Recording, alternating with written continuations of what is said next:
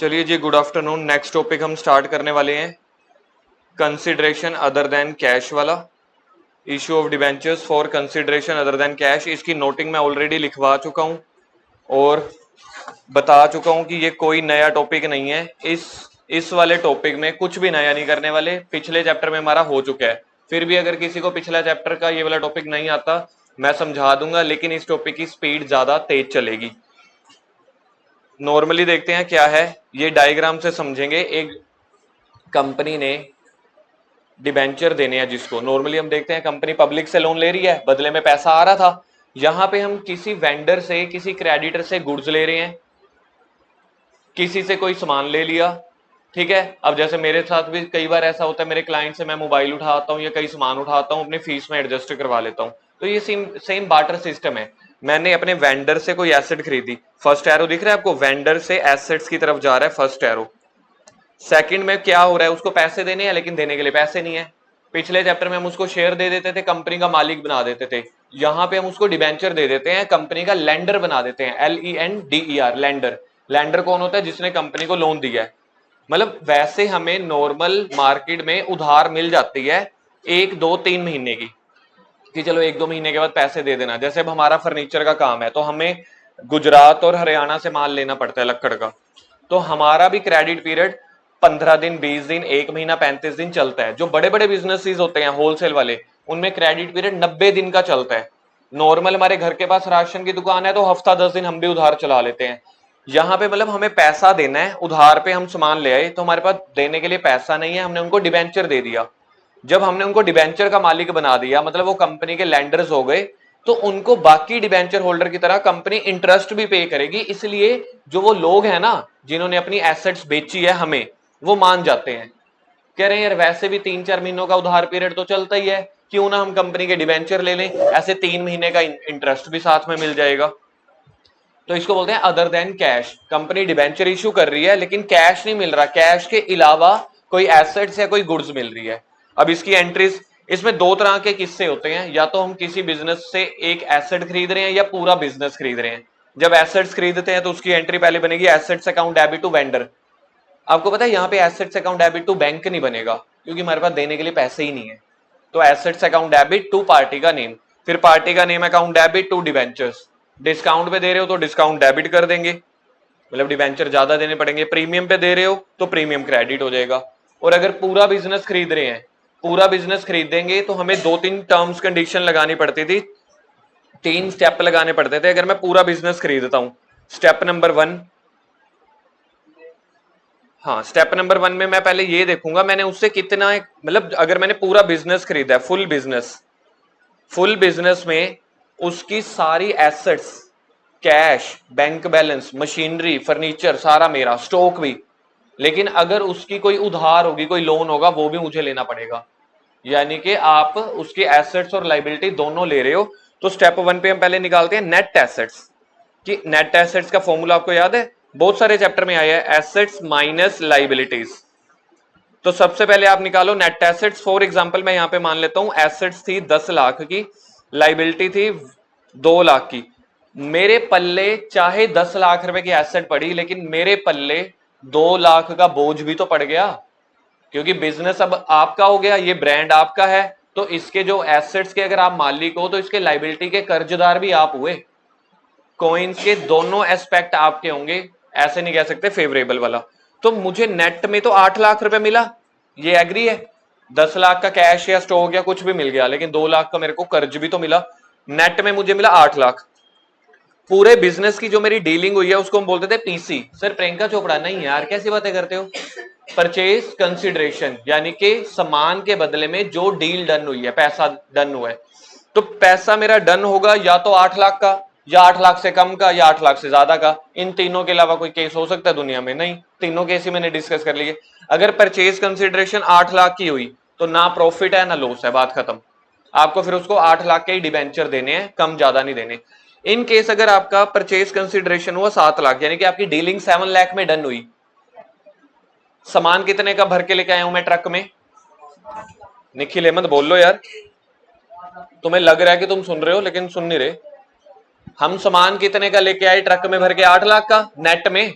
और बदले में पैसा कितना दे रहे हैं पीसी, परचेज कंसिडरेशन 7 लाख, तो ये मेरे लिए प्रॉफिट है।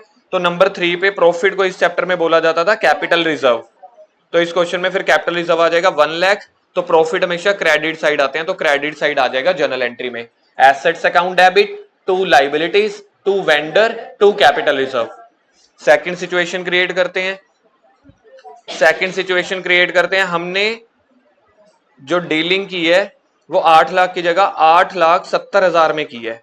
बताओ सामान कितने का मिला, 8 लाख का। पैसे कितने दे रहा हूं, सोच के देखना पैसा कम जा रहा है कि ज्यादा जा रहा है, ज्यादा जा रहा है मतलब लॉस हो गया ना, तो इस लॉस को हम क्या बोलते थे, गुडविल। आप इसको लॉस बोल लो, आप इसको इंटेंजिबल एसेट बोल लो, आना तो डेबिट में है, लॉसेस भी डेबिट में आते हैं, एसेट्स इंटेंजिबल एसेट्स भी डेबिट में आते हैं। तो 70,000 का लॉस है, ये डेबिट साइड एंट्री में आ जाएगा। अब इसके क्वेश्चन करते हैं, बहुत इजी है, पिछले चैप्टर जैसे ही है। Class HP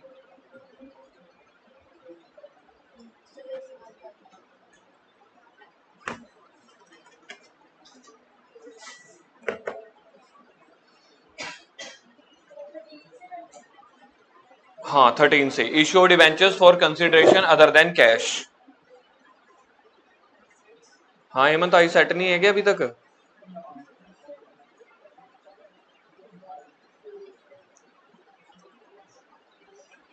question number 13, R limited took over the assets of 5,60,000 and creditor 80,000 from S limited. तो पहले से मेरे को स्टेप 1 का आंसर मिल गया, net assets.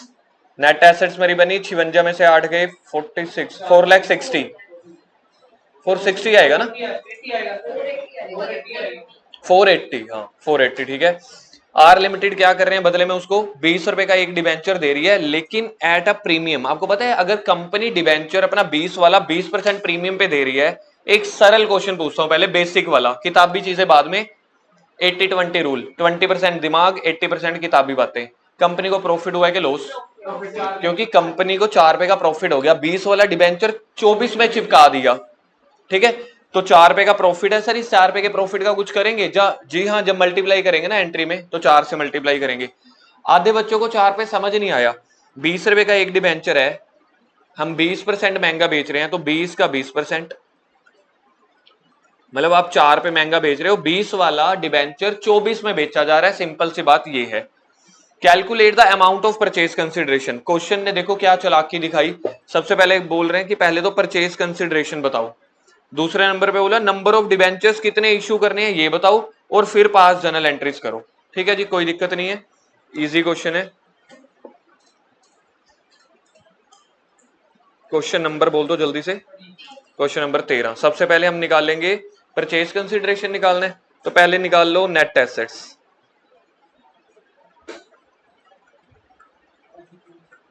Assets minus liabilities, तो 5,60,000 माइनस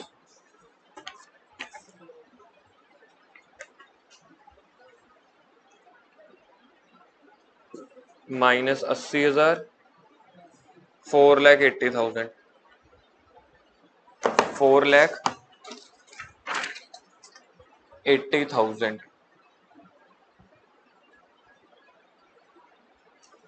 अब देखा जाए ना, अगर आप क्वेश्चन के में ध्यान से देखो, क्वेश्चन में पहली चीज क्या पूछी गई है, calculate the amount of PC, आपकी डीलिंग कितने में डन हुई है पार्टी के साथ, क्वेश्चन में और कुछ दिया ही नहीं हुआ, तो यानी कि assets minus liability, this is your purchase consideration. तो आपका परचेज कंसिडरेशन भी यही है बेटा, परचेज कंसिडरेशन। क्वेश्चन में कुछ और इन्फॉर्मेशन ही दी थी, सिंपल सा मतलब पता क्या है, जितने का आप सामान लेके आ रहे हो उतने पैसे देने हैं, कम ज्यादा नहीं देने, तो वही आपका परचेज कंसिडरेशन है। तो ये मेरा पहला आंसर हो गया। सेकंड देखो उन्होंने क्या बोला हुआ है, नंबर ऑफ डिबेंचर्स बताओ। अब मुझे कितना पैसा देना है उसको, 4,80,000, ठीक है, इधर देखो नंबर ऑफ डिबेंचर्स। अगर आप इसको चिप्स के पैकेट समझोगे और आपके घर पे कीर्तन है, सत्संग है, मम्मी कहते हैं काम करो, हम 4,80,000 रुपए के चिप्स के पैकेट बांटेंगे। जैसे आजकल वो गणेश विसर्जन था, तो हर घर के बाहर वो बट रहे होते थे ना बिस्किट के पैकेट फलाना कुछ भी, तो आप ऐसे समझो जी, मम्मी ने आपको बोला कि 20 रुपए वाला चिप्स का पैकेट लेके आ जा, मार्केट में शॉर्टेज चल रही है, सामने वाले ने डिमांड सप्लाई का इफेक्ट उठाया, आपकी +1 की इकोनॉमिक्स डिमांड ज्यादा है, सप्लाई कम है, उसने रेट बढ़ा दिया। 4,80,000 रुपए के कितने चिप्स के पैकेट आ सकते हैं? अगर मैं आपको सिंपल बताऊं ये वाला, अगर आपके पास 40 रुपए हो, आपके पास 40 रुपीज है, 10 रुपए का चिप्स का पैकेट है, तो 40 डिवाइडेड बाई 10, 40 रुपए टोटल है। पर यूनिट को हम ऐसे ही लिखते हैं कि एक पीस कितने का है, 10 रुपए का। सेम ऐसे ही 4,80,000 रुपए के मुझे चिप्स के पैकेट खरीदने हैं या 4,80,000 के डिबेंचर देने हैं। एक डिबेंचर का प्राइस आपने क्या डिसाइड किया है? 24 रुपए। नंबर ऑफ चिप्स के पैकेट आ जाएंगे 20,000, तो 20,000 डिबेंचर। सेकंड आंसर भी आपका हो गया। तो नंबर ऑफ डिबेंचर्स का फॉर्मूला पता क्या बना?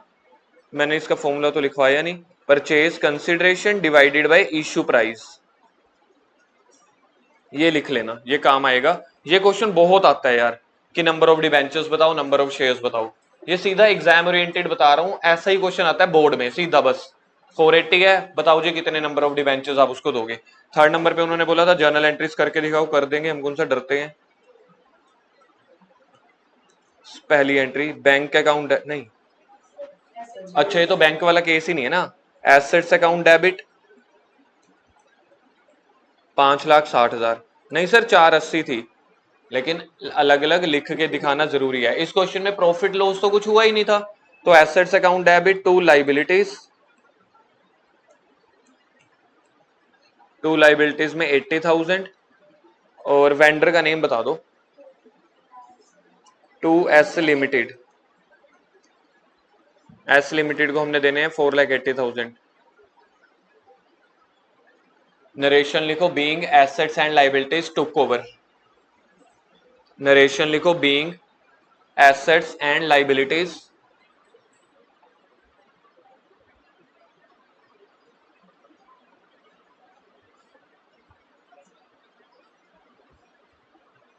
Being assets and liabilities took over.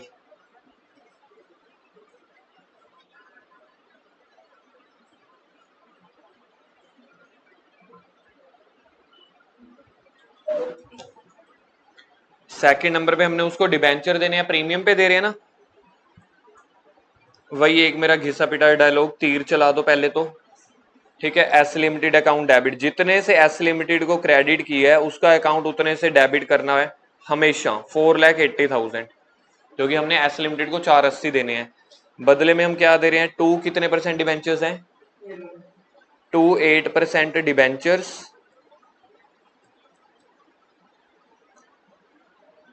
20,000 आप लोगों ने डिबेंचर निकाले थे, जिसमें एक डिबेंचर का प्राइस था 20 रुपए। तो डिबेंचर के सामने तो सही भाव आएगा, मतलब कि फेस वैल्यू, और 2 सिक्योरिटी प्रीमियम।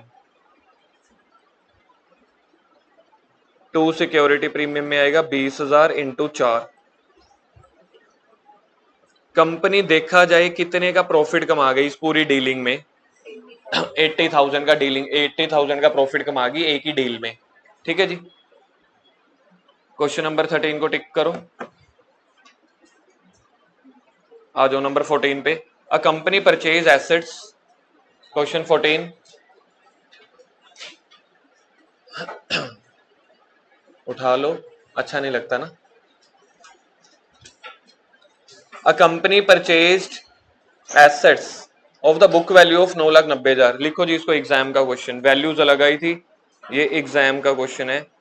और आपको सही बात बताऊं, ये एग्जाम है 2024 का। ये नहीं याद बोर्ड में आया था या प्री बोर्ड में आया था, लेकिन अभी पिछले साल के एग्जाम्स में ये क्वेश्चन आया था। वैल्यू अलग थी, मतलब अब ये नहीं है कि वैल्यूज भी बिल्कुल रिपीट होंगी, वैल्यूज मुझे याद नहीं है, लेकिन ये क्वेश्चन आया था पेपर में। कह रहा है company purchase assets of the book value of 9,90,000 की फ्रॉम अनदर कंपनी, कोई दिक्कत नहीं है।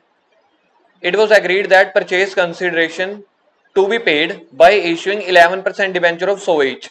पैसा है नहीं, बदले में उसको डिबेंचर दे देंगे। 3 केस बताए। Assume the debentures have been issued at par, पहला case, at a premium of 10% दूसरा केस, एट अ डिस्काउंट। मतलब ये 3 अलग अलग क्वेश्चंस हैं, तो तीनों की 2-2 एंट्रीज बनेगी, लेकिन जो एसेट खरीदने वाली है वो एंट्री एक ही बार कर देंगे हम।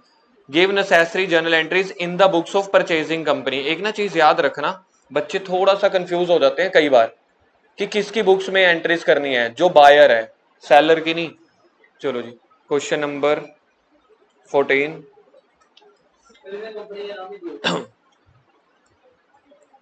नहीं दिया हुआ तो छोड़ दो फिर। नहीं नहीं, वेंडर तो सामने वाला होता है यार, वही तो बताना चाह रहा हूँ। बस सीधा इधर लिख दो जर्नल, बात खत्म। तो सबसे पहले एसेट्स खरीद लो, एसेट्स अकाउंट डेबिट, वेंडर का नाम दिया हुआ है, टू वेंडर, 9,90,000 का सामान खरीदा। नरेशन लिखो, बीइंग एसेट इज परचेज्ड। अब ये तो हो गई कॉमन एंट्री तीनों केसेस की। अब मैं इसका केस 1 करने वाला हूं। केस 1 में मैं नंबर ऑफ डिबेंचर्स निकालूंगा, फिर केस 2 में, फिर केस 3 में। Number of debentures 9,90,000 divided by 100 रुपए का एक है, तो 9900 डिबेंचर्स आएंगे। 99,000 गलत है, 9900, 100 रुपए का एक डिबेंचर है। तो केस 1 की जर्नल एंट्री कर दो, vendor account debit, vendor account debit to 11% debentures. Narration लिखेंगे, being debentures issued at par, being debentures issued at par. लिख ली narration, being debentures issued at par. Case 2, case 2 में आप प्रीमियम पे issue कर रहे हो कि डिस्काउंट पे, देखना। तो निकाल लो नंबर ऑफ डिबेंचर्स। हमें पैसा कितना देना है, तो ऊपर आता है परचेज कंसिडरेशन, हमें पैसा देना है 9,90,000 रुपए। वेंडर के सामने देखो 990 आया था ना।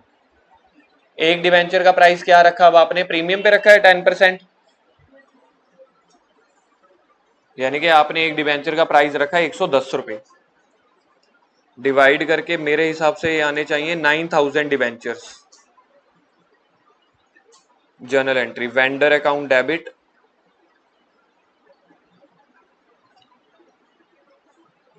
Vendor account debit to 11% debentures to security premium. Debenture के सामने हमेशा फेस वैल्यू, डिबेंचर के सामने फेस वैल्यू,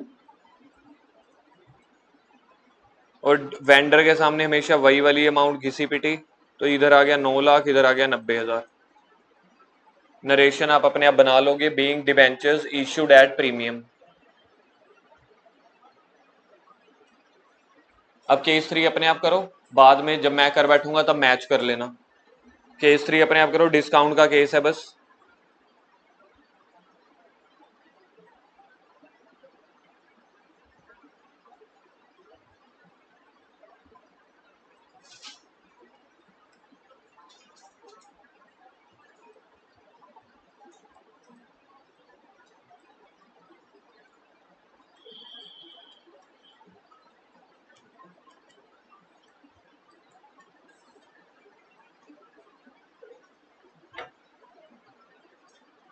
दस हजार आना चाहिए कि 11? 11 आना चाहिए ना।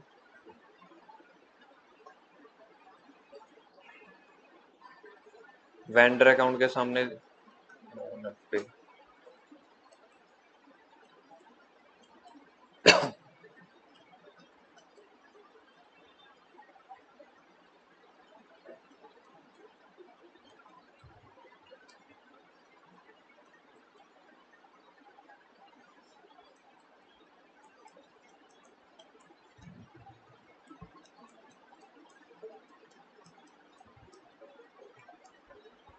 डिबेंचर के सामने हमेशा 100 आना चाहिए, बस याद रख लेना। ये वाली लाइन बार बार लिखा करो अपनी कॉपी के टॉप पे ना, हमेशा कम से कम पूरे चैप्टर में 8-9 पेजेस के ऊपर लिखी होनी चाहिए ये लाइन। डिबेंचर के सामने हमेशा फेस वैल्यू, जो उसका सही प्राइस है।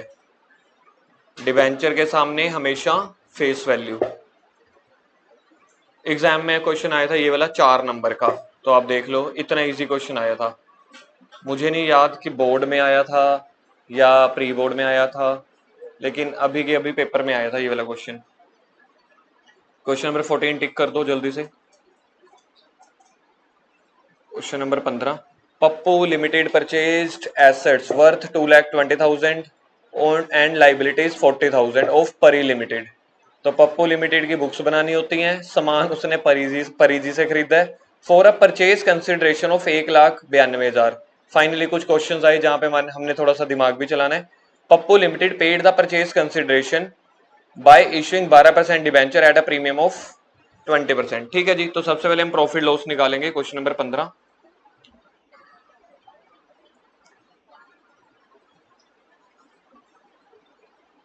क्वेश्चन नंबर 15 सबसे पहले कैलकुलेशन ऑफ प्रॉफिट और loss. Calculation of profit loss, तो इसके लिए हम कुछ ऐसे स्टेप लिख देते थे। Step one purchase consideration. Purchase consideration होता था एसेट्स माइनस लाइबिलिटीज। बोलो जी, टोटल एसेट्स कितने की थी? 2,20,000 की माइनस लाइबिलिटी 40,000, तो परचेज कंसिडरेशन आया 1,80,000। परचेज कंसिडरेशन गलत लिखा है मैंने यहाँ पे, कोई ठीक ही नहीं करा रहा। नेट एसेट्स आएगा।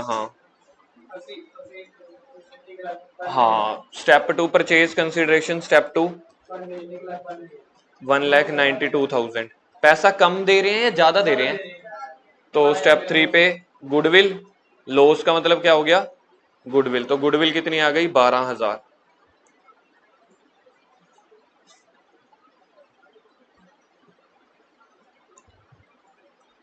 बनाओ जर्नल का फॉर्मेट।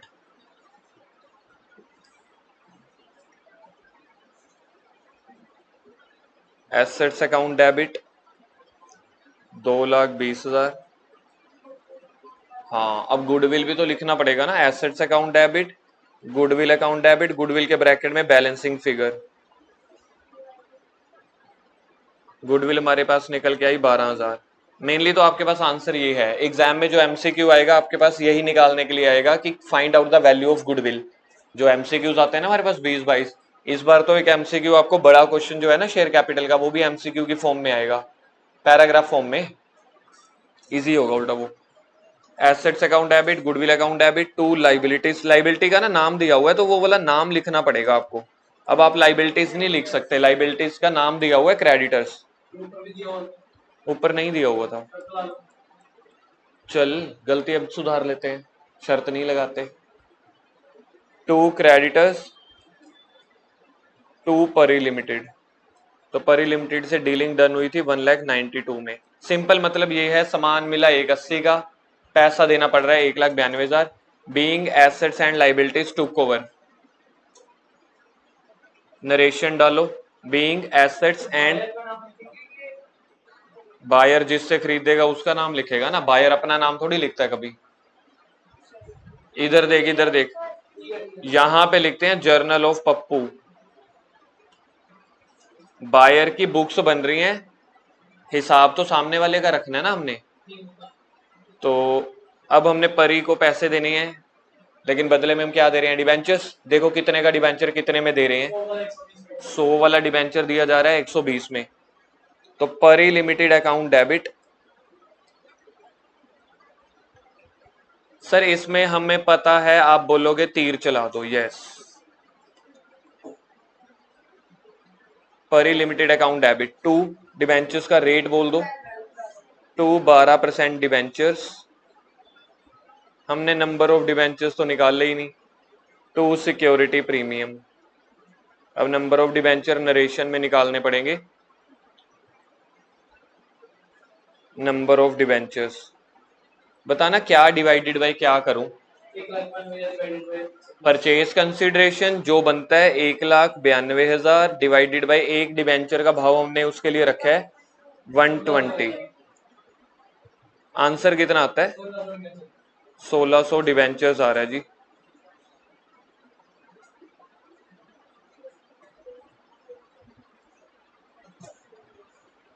डिबेंचर के सामने हमेशा, डिबेंचर के सामने हमेशा फेस वैल्यू है 100 रुपए, तो 1,600 इंटू 100 1,60,000 बन गया, और 1,600 इंटू 20 32,000 बन गया।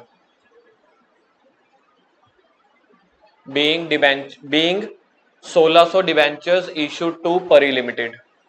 नरेशन लिखो। बीइंग 1600 डिबेंचर्स इशूड टू परी लिमिटेड। देखते ही देखते चार पता नहीं 3 क्वेश्चन हो गए सर, बहुत बढ़िया है जी। और सबसे बड़ी बात यह है, ये टॉपिक पिछले कई सालों में ऐसा हुआ ही नहीं पेपर में ना आया हो। डिबेंचर का नहीं आएगा तो शेयर में से उठ के आ जाएगा। टॉपिक तो वही है, बस शेयर कैपिटल लिखने वहां डिबेंचर लिखने, मतलब ये टॉपिक के 3 नंबर पक्के हैं हर साल। 15 का B, Z limited purchase stock 2,10,000 का, प्लांट 190 का, furniture and took over the liabilities. क्या डिफरेंस है? एसेट्स का टोटल ना करके 3 अलग अलग एसेट दे दिए, टोटल हम कर लेंगे for a purchase consideration of 4,60,000। अब ये लाइन बहुत बढ़िया लिख रहे हैं, company paid the purchase consideration bye issuing the sufficient 12% debentures eight a premium of 15%। कितने डिबेंचर्स हैं वो तो यार पिछले क्वेश्चन में भी नहीं बोला था, निकालने पड़ेंगे, निकाल लेंगे। एक काम करते हैं, प्रॉफिट लॉस निकाल के नंबर ऑफ डिबेंचर साथ के साथ ही निकाल देंगे। 15 का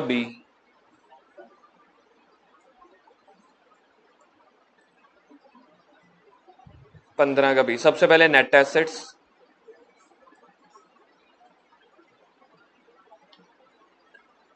assets minus liabilities.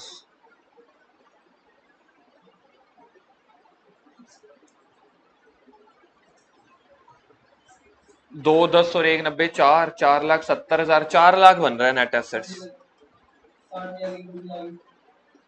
4,70,000 liabilities minus करके आया था ना, एक बार देख लो, लाइबिलिटी माइनस करके आया था ना 4 लाख।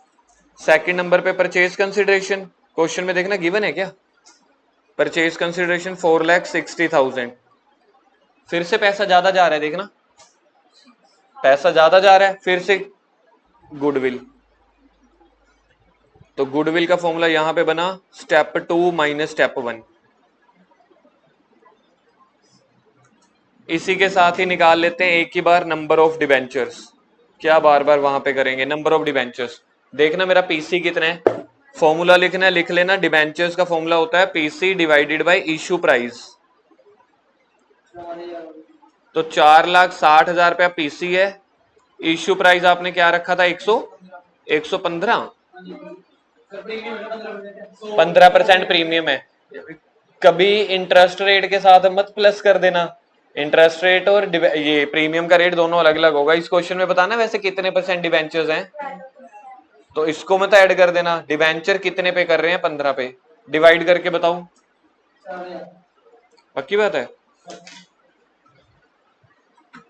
4,000 बोल रहा है, ठीक है। 4,000 डिबेंचर्स आ गई।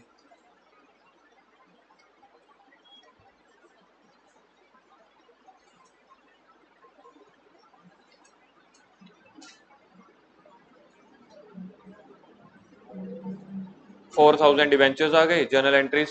अब यहाँ पे सर हम क्या सारी एसेट्स को इकट्ठा लिख सकते हैं ना, अलग अलग अगर अकाउंट ओपन किए हैं तो अलग अलग अकाउंट ओपन करने पड़ेंगे। Stock account debit 2,10,000,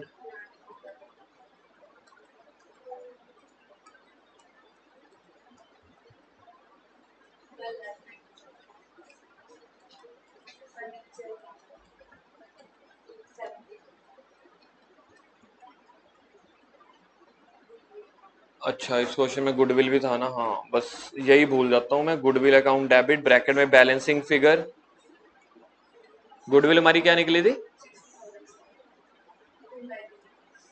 to liabilities का नाम था कुछ, देखो पहले, नहीं तो टू लाइबिलिटीज ही लिखेंगे यहाँ पे।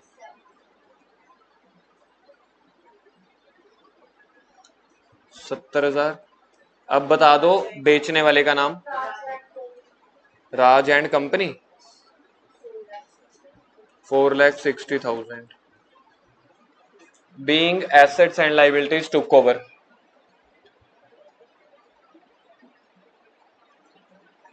Being assets and liabilities took over.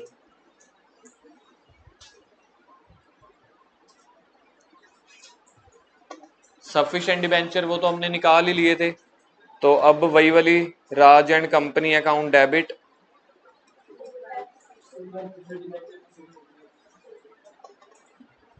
To 12% debentures है इस क्वेश्चन में।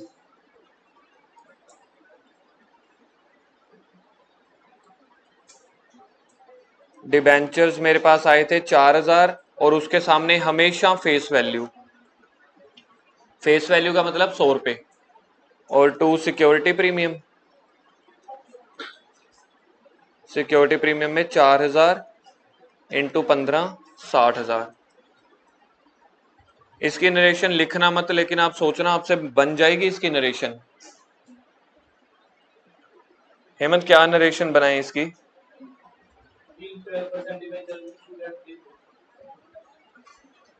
12% डिवेंचर्स ही तो हैं, लेकिन आप सिंपल लिख सकते हो बीइंग 4000 डिवेंचर्स इशूड। टिक करो जी 15B को।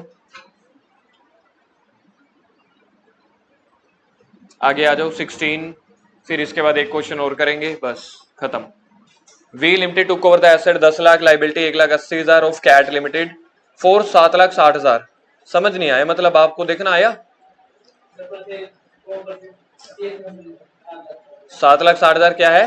पीसी है, purchase consideration. V limited issued debenture at a discount, शुक्र है डिस्काउंट भी आया, 5% पे आया, for the full satisfaction of the PC in favour of cat.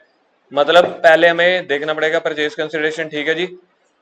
ये एक नया पॉइंट आया, वी लिमिटेड राइट ऑफ, ये कल भी आया था, V limited write off the capital losses, मतलब कि P&L वाली एंट्री है, कोई बात नहीं कर देंगे।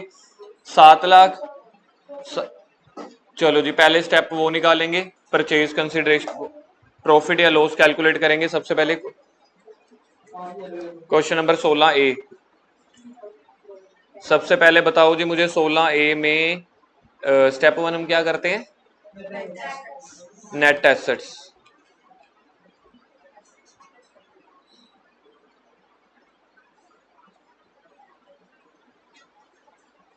नेट एसेट्स का फॉर्मूला एसेट्स माइनस लाइबिलिटीज, सीधा ही बता दो नेट एसेट माइनस करके ही। 8,20,000, 8,20,000। Step 2 purchase consideration, purchase consideration आई थी 7। इस बार माल ज्यादा आ रहा है, रकम कम जा रही है, तो अब प्रॉफिट हो गया, यानी कि कैपिटल रिजर्व। मतलब पहली डीलिंग में तो आप प्रॉफिट कमा गए 60,000 का, लेकिन दूसरी डीलिंग में जब डिबेंचर देने लगे, डिबेंचर आपके सस्ते बिक रहे हैं। 100 वाला डिबेंचर है या 10 वाला है, देखना फेस वैल्यू, तो 100 वाला तो 5%, 5 रुपए का वहां पे घाटा हो गया, तो नंबर ऑफ डिबेंचर निकालते हैं। नंबर ऑफ डिबेंचर्स के क्या डिवाइडेड बाय क्या करने, 7,60,000 डिवाइडेड बाय 95। मतलब देखा जाए ये मिली जुली डीलिंग हो गई ना, एक तरफ से प्रॉफिट हो गया, एक तरफ से लॉस हो गया। 760 डिवाइडेड बाय 95, 8,000 डिवेंचर्स बन रहे हैं।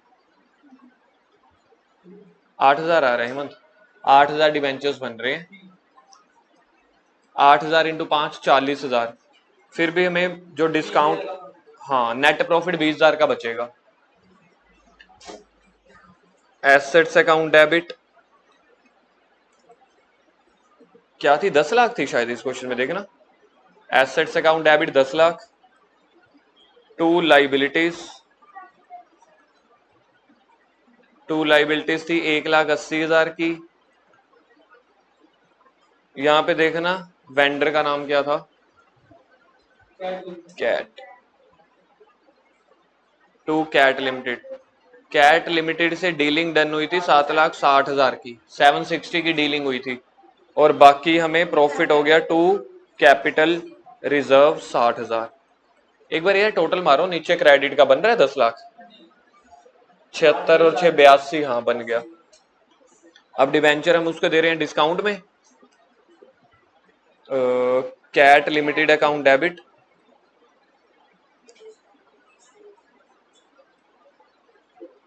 कैट लिमिटेड अकाउंट और डिस्काउंट भी आएगा, discount on issue of debenture.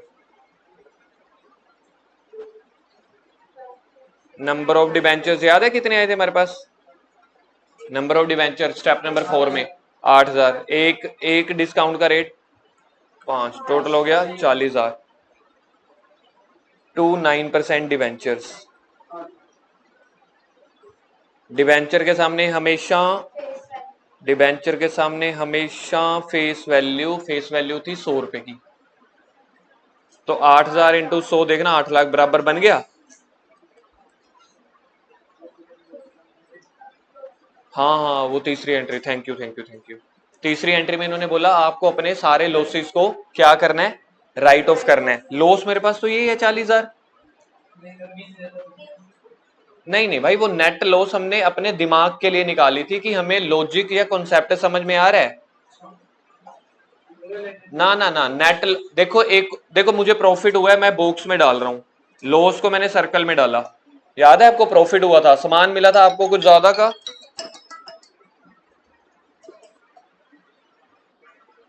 सामान मिला था ज्यादा का, पैसे गए थे कम, तो मेरे पास प्रॉफिट हुआ था 60,000 का, लेकिन मुझे डिस्काउंट देना पड़ गया 40,000 का। नेट मेरे पास प्रॉफिट तो 20 का बना। नेट प्रॉफिट सिर्फ हमारी 20% कैलकुलेशन के लिए है। 20% मतलब थोड़ा सा दिमाग भी चलता रहे हमारे पास। अगर हम उसको छोड़ दे नेट को, मेरे पास लॉस कितने का हुआ है, लॉस 40,000 का है, तो 40,000 को राइट ऑफ करने। Statement of P and L debit, अगर सिक्योरिटी प्रीमियम होता तो मैं उसको यूज कर लेता। Statement of P and L account debit 40,000 to discount on issue of debentures. जो नाम आपने डेबिट में लिखा था लॉस का, सेम वही नेम आना चाहिए। To discount on issue of debentures. Narration लिखो, being losses written off, being losses written off. एक करना है अभी, हाँ बोला तो था। पहले तो 16 कौन सा हुआ अभी हमारा, 16A टिक करो। एक अजीब सा क्वेश्चन ढूंढो, मिल रहा होगा आपको कहीं ना कहीं, बस वही करने। ये टॉपिक खत्म, ये मिल गया मुझे 18A। क्वेश्चन के डेटा से नहीं घबराना, कुछ नहीं है। एग्रीड वैल्यू और बुक वैल्यू है, बुक वैल्यू को इग्नोर कर देना, बात खत्म। Neeraj limited took over the business of Ajay enterprise 1/4/20, पूरा का पूरा बिजनेस टेक ओवर कर लिया। मिल गया क्वेश्चन नंबर 18A। एग्रीमेंट क्या हुआ, एसेट और लाइबिलिटी टेक ओवर का। दो तरह के पॉइंट दिए हुए हैं, एक book value. Sir book value का मतलब एक बार फिर लिखवा दो, बैलेंस शीट वैल्यूज, मतलब उसकी बैलेंस शीट में ये वाली वैल्यूज थी। एग्रीड वैल्यू मतलब जो डील हुई है हमसे, डीलिंग, जो हमारी डीलिंग हुई है। तो यार मुझे तो यही देखना है ना, मेरी डीलिंग कितने में हो रही है। आपका सामान सस्ता है महंगा है, मुझे क्या करना, तू कितने में बेचता है ये डिपेंड करता है। बिल्डिंग उसकी 20 लाख की थी, 35 लाख में डील डन हुई। मुझे बताओ 20 लाख का जो बायर होगा उसको 20 लाख से कोई परेशानी या कुछ काम है, नहीं है। तो इसके साइड पे मैं तो लगा रहा हूं, आप लोगों ने नहीं लगाना। आप लोगों ने बस लिख लेना कि बुक वैल्यू इग्नोर, मारने काटा मार भी देना, कहीं ये ना लगे ना काटा मार के कि अच्छा मिस प्रिंटिंग हो गई है।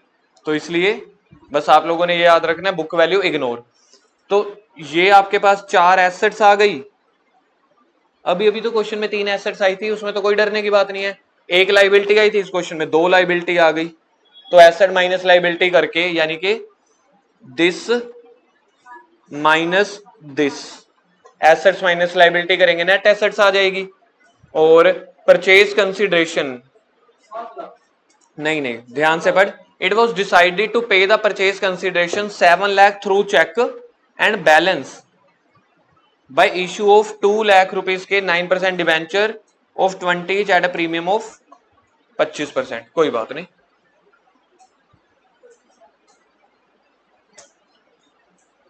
क्वेश्चन नंबर बोलना एक बार,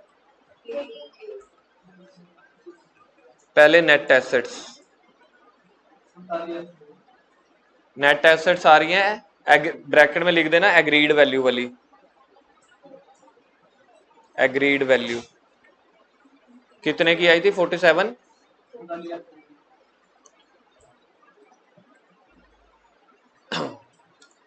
नंबर 2 पे हम उसको क्या दे रहे हैं, परचेज कंसिडरेशन।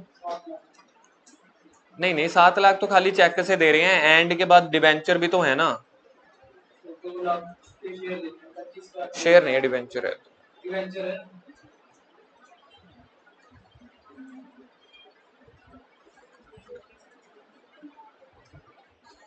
यहाँ पे रुपीज काटना पड़ेगा आपको, ये रुपीस तो पूरा का पूरा क्वेश्चन ही खराब कर देगा आपका, सिर्फ एक रुपीस गलत लगने की वजह से पूरा का पूरा क्वेश्चन ही बदल गया। बैलेंस ही नहीं पूरा होएगा ना। ये 2 लाख डिबेंचर दे रहे हैं हम उसको। इस क्वेश्चन में आपको पता है क्या है, परचेज कंसिडरेशन भी निकालना पड़ेगा। कोई दिक्कत नहीं है भाई, बड़ा इजी है। मैं उसको पैसे दे रहा हूं, परचेज कंसिडरेशन निकालना पड़ेगा। कैसे निकालेंगे, मैं उसको कितने का चेक दे रहा हूं, 7 लाख का। एंड का मतलब होता है प्लस, प्लस आप उसको डिबेंचर भी तो दे रहे हो, प्लस आपको उसको डिबेंचर भी दे रहे हो। 2 लाख डिबेंचर दे रहे हो प्रीमियम पे। 20 रुपीज का एक डिबेंचर है और उसका 25% प्रीमियम दे रहे हो, तो 20 रुपीज का 25% होता है 5 रुपए। तो 20 वाला डिबेंचर 25 में दिया जा रहा है यार, आप तो 25 का दे रहे हो ना। तो 2 लाख इंटू 25 मतलब 50 लाख के आपने उसको डिबेंचर दे दिए, तो आपका टोटल पीसी हो गया 57 लाख। अब आप गुडविल या कैपिटल रिजर्व फाइंड आउट कर सकते हो। सामान कितने का मिला है, सामान कितने का मिला है, 47 का। पेमेंट कितनी जा रही है, पेमेंट में कुछ पेमेंट बैंक के थ्रू जा रही है, कुछ के आप डिबेंचर दे रहे हो। 2 लाख डिबेंचर 25 रुपए के हिसाब से, तो गुडविल आ जाएगी 57 minus 47 is equal to 10 lakh. Number of debenture तो क्वेश्चन में ही दिए हुए हैं 2 लाख। पहला क्वेश्चन बस ऐसा आया जहां पे मुझे नंबर ऑफ डिबेंचर्स दिए हुए हैं। बस एंट्रीज करते हैं जल्दी से।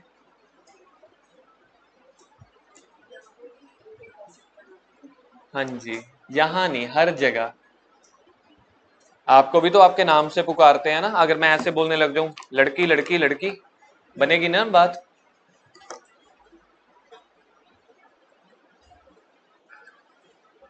बिल्डिंग अकाउंट डेबिट, चलो एंट्री आप घर से कर लेना। एंट्री आती है ना, कर लोगे। हाँ, बस यहाँ पे ना जो सेकंड वाली एंट्री है उसमें एक जगह पे 2 बैंक भी आएगा 7 लाख का, 2 debenture 2 security premium. Okay, bye bye.